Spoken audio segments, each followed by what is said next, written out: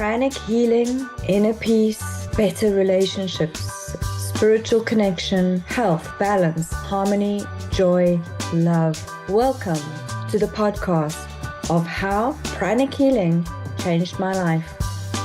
I'm your host, nicolefouche, and this podcast shares the many benefits of Pranic Healing and how people's lives have changed for the better after becoming involved in this revolutionary healing modality. We will share testimonials from people who have experienced the multiple benefits of pranic healing and how they have integrated the teachings into their lives. This relaxed platform shares the raw, authentic, heartfelt stories and the miracles that have unfolded. I hope these stories inspire you.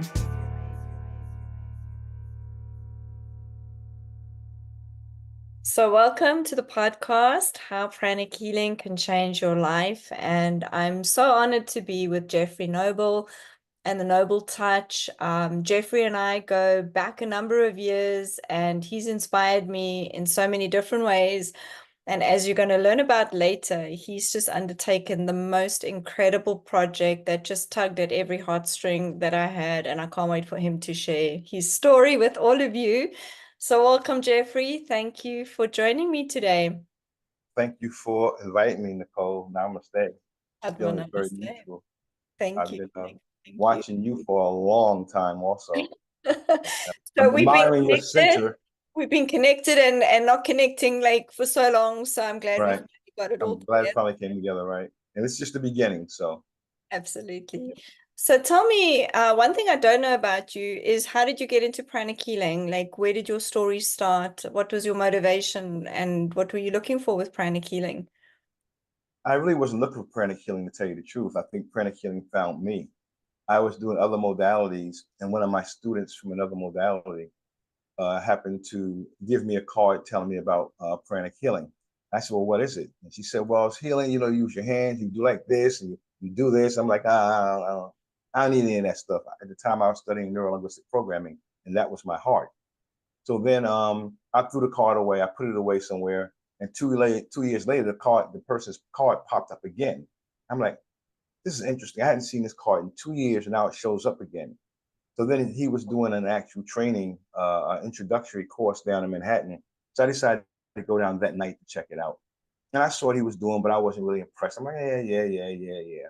But then he said it was really cold that night. It was maybe, 4 degrees in New York City. It was really, really cold. And he said that I'm going to warm everyone up so that the cold doesn't affect them as much. And I'm like, yeah, right. He's going to warm me up so the cold's not going to affect me. So I didn't believe him once again. But then I went outside to the bus stop, wait for the bus, and my body was warm. I actually opened my coat. I'm like, wait a minute. How come my body feels like a furnace inside, but I'm not sweating or anything? So I said, wait, there's something to this. So then I went home, and then there was something else was going on in the center, holistic center, where they gave different speakers were there. And one of my friends who was very clairvoyant was there.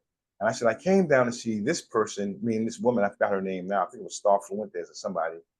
But I want to see this person, but I came to see this person. She looked at the pranic healer trainer, whose name was Dell, and said, he's the real deal. Wow. And so I went to a class, and that's when I began just studying pranic healing from that point on. I love and then it. One of my other friends who was psychic, so he put out Master Choa's book, Nicole. I pulled out Master Choa's book at his house. He said, that guy's for real. Wow. And you know what I love is so many people have a similar story where they start off as skeptics and then suddenly they just have an experience or, receive a healing, or as you said, like you felt that warmth, like something tangible happens and suddenly then you realize like, oh my gosh, this is actually something that works. It's real, it's tangible, and ties in with so many different people's experiences. So I know you're a pranic healing trainer, and that's the thing that I love being a trainer is you can see those shifts happening with your students and with the clients that come in for healing with you, where they may be skeptical, they may not, even know what it is that we're doing. And suddenly there's that like breakthrough, there's that moment of, oh my gosh, this really works. This is so fantastic. share some experiences with some of your students and clients. Wow. I guess my which one? Phew. Wow, you talking about, yeah, I think one. I think of my mother. That was the most challenging one. My The mother family was usually is. my mother was diagnosed with fourth stage lung cancer. She Hmm. was stage 4, they diagnosed it. And I was afraid to work with her. I had been doing healing with people all over the place, but I was afraid to work with my mother. And the reason why I was afraid to work with my mother is because I felt that if I failed healing my mother, everything else was a fluke. Hmm. This is my mother now. And I had a crystal wand, and I was using the cleaner and the crystal wand. I did like that, shake it off, and the wand broke in half Mm. from the middle, not the tip, the middle broke in half. I was like, oh, shit. This stuff is real. Cancer is real. So then I wouldn't work with her. Well, first I didn't work with her for 2 weeks because I was afraid, like I said. And I had to walk downtown in Manhattan and had a talk with God. And I said, God, I work with people all over the world and I've helped them. If I can't help my mother, this is all BS to me. So if you want me to work with my mother, give me a signal. And so I was walking, I started crying. So I said, okay, God, I'm a little slow. If that was you talking to me, make me cry again. And I didn't cry the next time, but I had a feeling of peace. Because my wish for my mother is that if I worked with her, she would not be in any pain and she would be in her right mind throughout the whole, until she's ready to leave. And so that happened. I worked with her, worked with her, worked with her. But the most important thing I got out of my mother's transition was that healing is not always curing. Sometimes healing is just improving the quality of life. Exactly. And that's my big lesson from that particular healing story, from that particular healing experience. And that's why I like to share that story, because so many people feel they always have to heal the person ailments have to go away, they have to cure the person. And sometimes curing is just improving the quality of life. And once you get that in your head, it's a different ball game the way you even operate when you do healing, as far as I'm concerned. Fantastic. Oh, I've got so many points on that. So again, I can resonate with that where early on in my pranic healing career, I became very attached to the outcome. Right. And Exactly. that was actually holding me back because there were some people where I believe it wasn't their path to be healed, but it was their path to forgive, to let go, to have a smooth transition, to improve other aspects of their life. So I really resonate with that as well. The other thing that really resonates with me is when you look at the words of our great teacher, he wanted a pranic healer in every family because this is where he believed we would have world peace. You got peace in your home, peace in your community, peace in the world. And specifically being able to offer those tools to a family member to basically just ease their suffering. We're not always looking Right. about a cure, but basically to ease that suffering, to fill them with compassion, to fill them with love. That is so empowering on such a deep level. And it's just lovely that you were able to work with her and give her that peace that she needed at a very significant point in her life.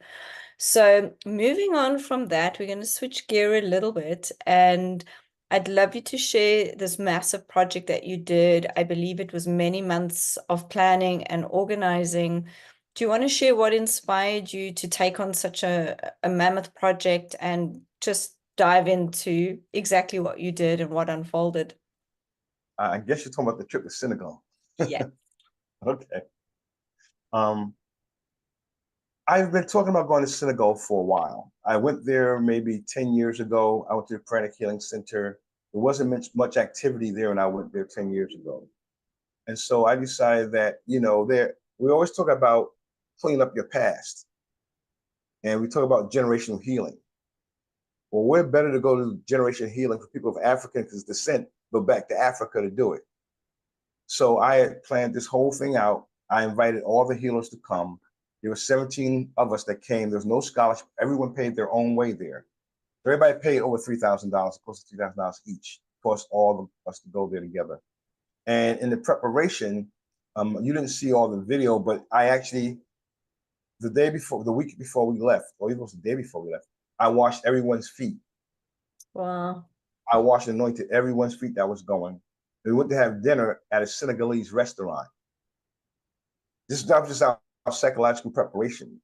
when we got there, before we went to what they call the slave dungeon, which was Gory Island, we had done generational healing about 2 or 3 times. And we did other healing just to prepare us to go out to Gory Island and do the healing. There's a place on Gory Island. So my goal was 2.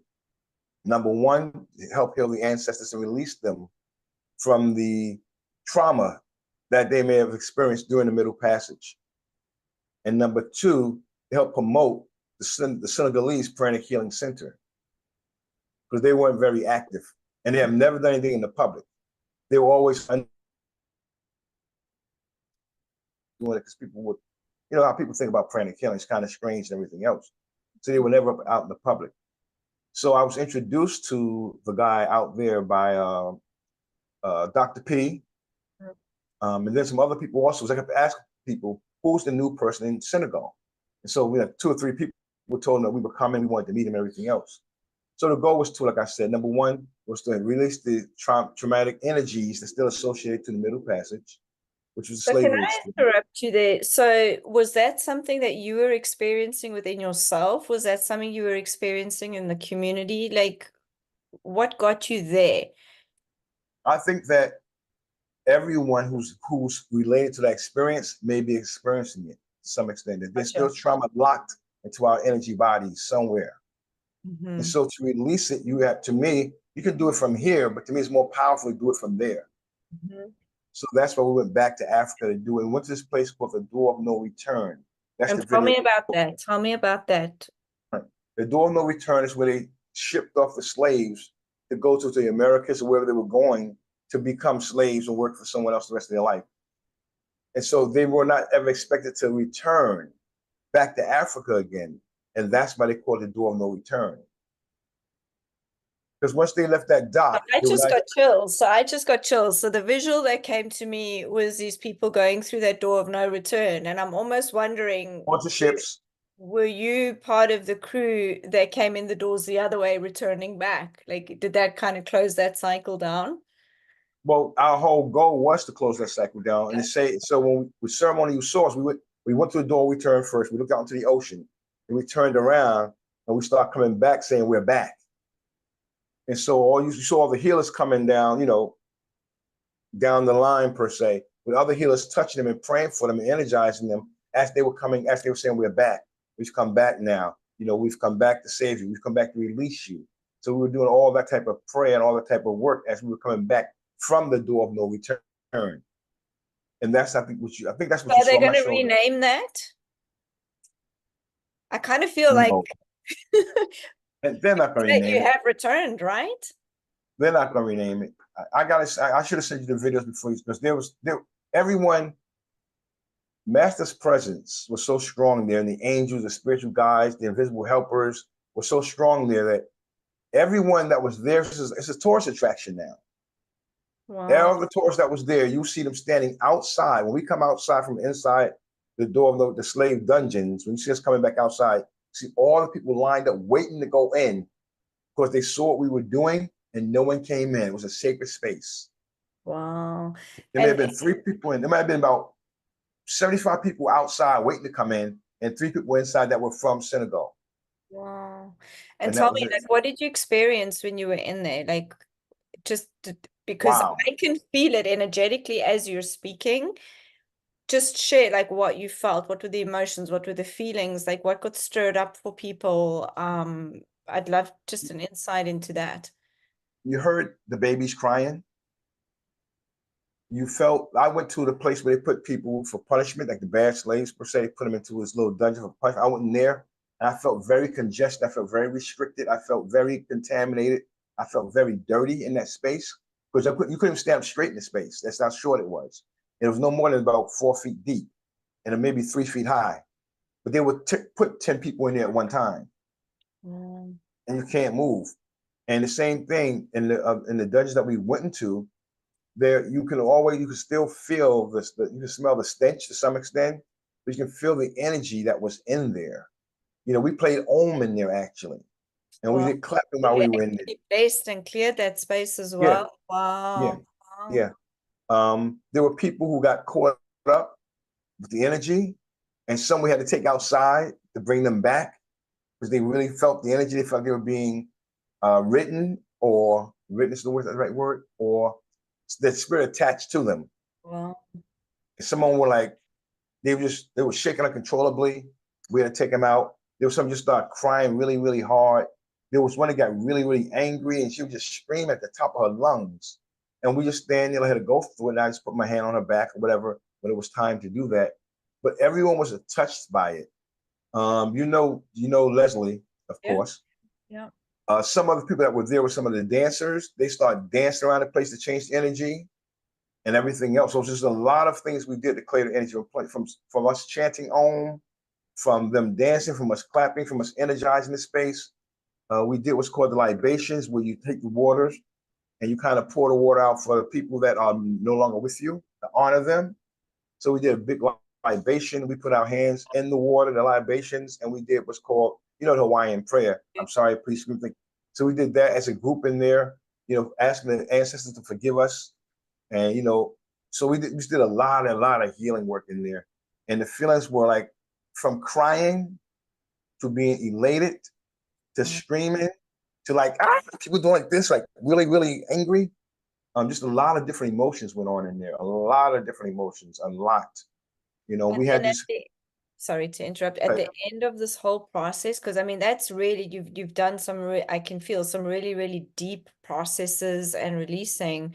I'm sure energetically that place afterwards must have felt like so different, and I almost feel like that whole pilgrimage there counted for so much. As I said, we can work distantly, but physically being there and physically changing the energy there, because I'm sure that land still holds a lot of that energy, and a lot of future current generations, from that whole lineage are possibly still carrying the weight of that.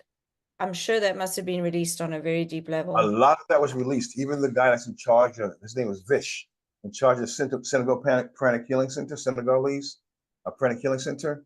He said that it changed the whole energy of the space period.